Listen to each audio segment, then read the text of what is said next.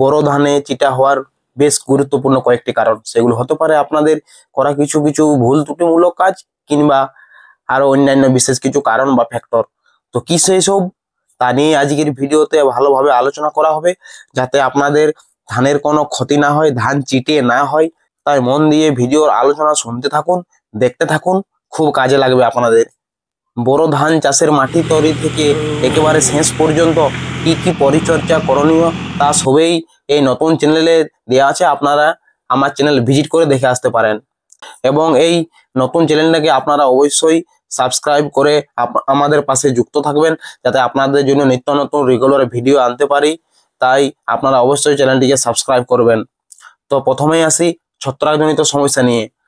ধান ফোটার সময় কিংবা ধানের গর্ভাবস্থায় যদি অতিরিক্ত ব্লাস্ট বা খোলা পচা এবং ধানের শেষে প্যানিক্যাল ব্লাস্ট সাথে ইত্যাদি ইত্যাদি ছত্রাকজনিত সমস্যা দেখা দেয়, এবং তাদের জন্য সঠিক টার্গেটিং মেডিসিন প্রয়োগ না করেন, তাহলে সেক্ষেত্রে ধান চিটে হয়ে যেতে পারে।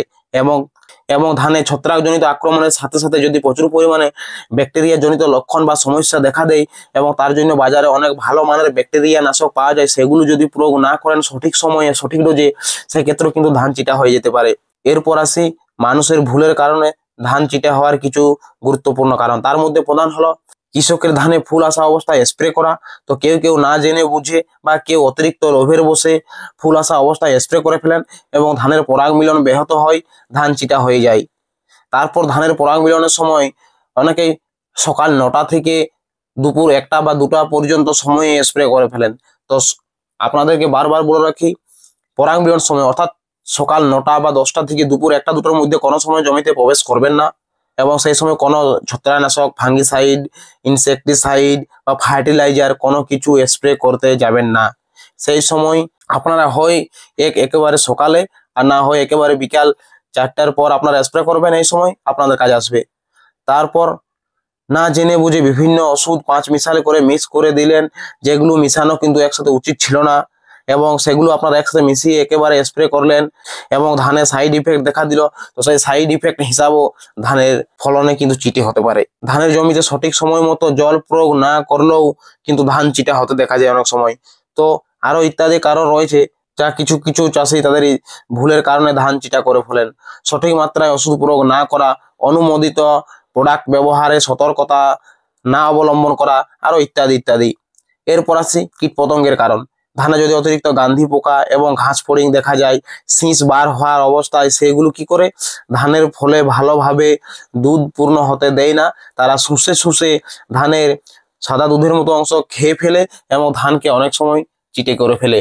তার সাথে যদি অতিরিক্ত মাজরা পোকা ধানের মধ্যে লক্ষ্য করা যায়, তো তার বিশেষ কারণেও ধান চিটে হয়ে যেতে পারে। তার জন্য কৃষকদের সঠিক সময়ে সঠিক কীটনাশক প্রয়োগ করতে বলি আমি বারবার, এবং কখন কখন কোন কীটনাশক ধানে প্রয়োগ করা উচিত, কোনটা প্রয়োগ করা উচিত নয়, সেই নিয়ে আমার চ্যানেলে অনেক ভিডিও এবছরের বিস্তারিত আলোচনা দেওয়া আছে।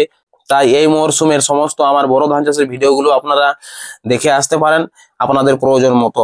এরপর আসি বেশ গুরুত্বপূর্ণ একটি কারণ, জমিতে বা গাছের মধ্যে অনুখাদ্য বা ভিটামিনের অভাব থাকলে সেক্ষেত্রে ধান কিন্তু চিটে হয়ে যেতে পারে।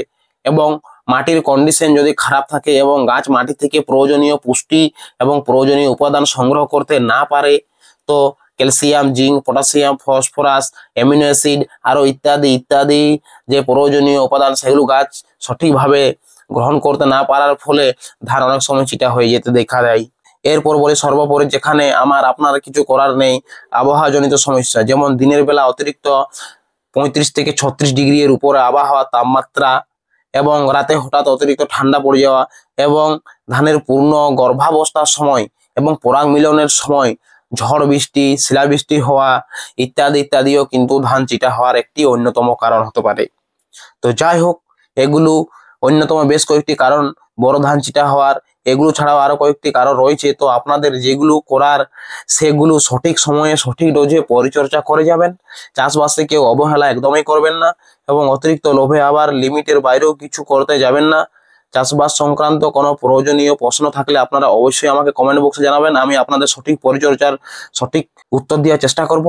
এবং আমার এই চ্যানেলে রেগুলার কৃষিভিত্তিক বিভিন্ন তথ্য ও পরিচর্যা নিয়ে চাষিদের সুবিধার্থে ভিডিও প্রদান করে থাকি। তো তাই চ্যানেলটি অবশ্যই আপনারা সাবস্ক্রাইব করে রাখবেন, ভিডিওতে অবশ্যই একটি লাইক দিবেন এবং ভারত বাংলাদেশ যেখান থেকে দেখছেন আপনারা কী সব ফসলের আরও অন্যান্য চাষাবাদ করেছেন কমেন্ট বক্সে অবশ্যই জানাবেন।